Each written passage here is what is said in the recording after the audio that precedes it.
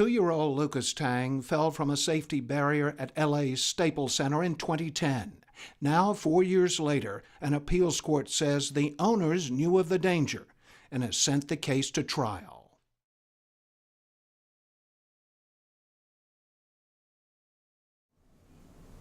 Although we don't have Lucas around, he will always be with us within our hearts and cherish the life that we did spend with him. You keep him alive in your heart. Yes. That's what you were saying. What do you tell him? You'd be such a good brother to, your little brothers and sisters, and it's the life that he could have had, I guess, with our family now. And I just show him, sometimes I talk about the appreciation, of what he used to do, his little quirks, when he was with us. So. And he was a Lakers fan. Yeah, Lucas was a Laker fan. He had a little koozie that he puts over his bottle when he used to drink his milk.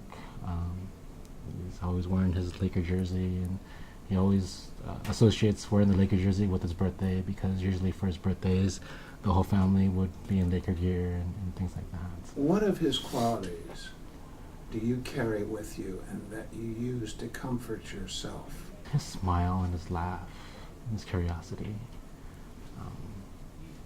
He was 2 years old, so he was pretty carefree. So I always remember that about him. What do you remember most about him? He was just silly and very witty, and he knows how to get his way. And he's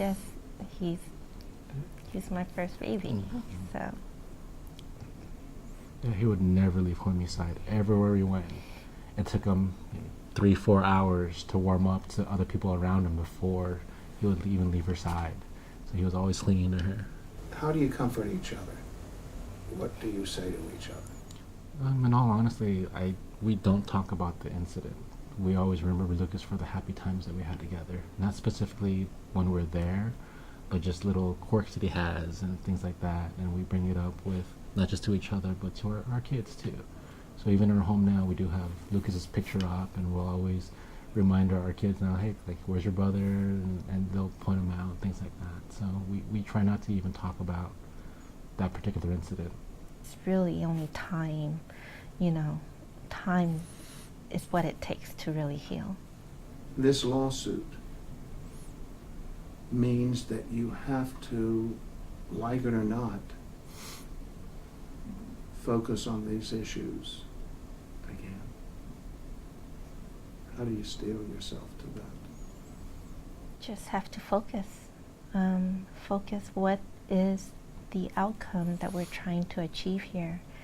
And the past has happened, and there's nothing we can do to bring Lucas back, but there's definitely a step that we can take to prevent it from happening again in the future. And if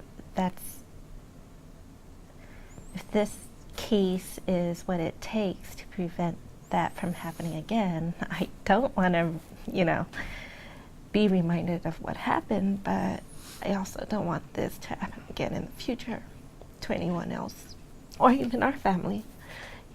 There could be a point in time where we do want to take our kids to a game, but if there has been no change to prevent an accident of happening again, do we want to take that chance?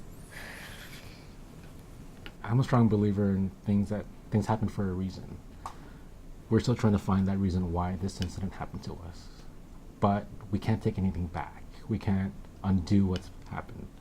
We could only look to see what has happened, the situation that we're in, and what we can do to better ourselves and everybody around us so that it doesn't happen to somebody else. I think that's the main thing. It's everything that we're going through now and that we're going to need to go through. It's very difficult. We're scarred for life, pretty much. We don't want that to happen again.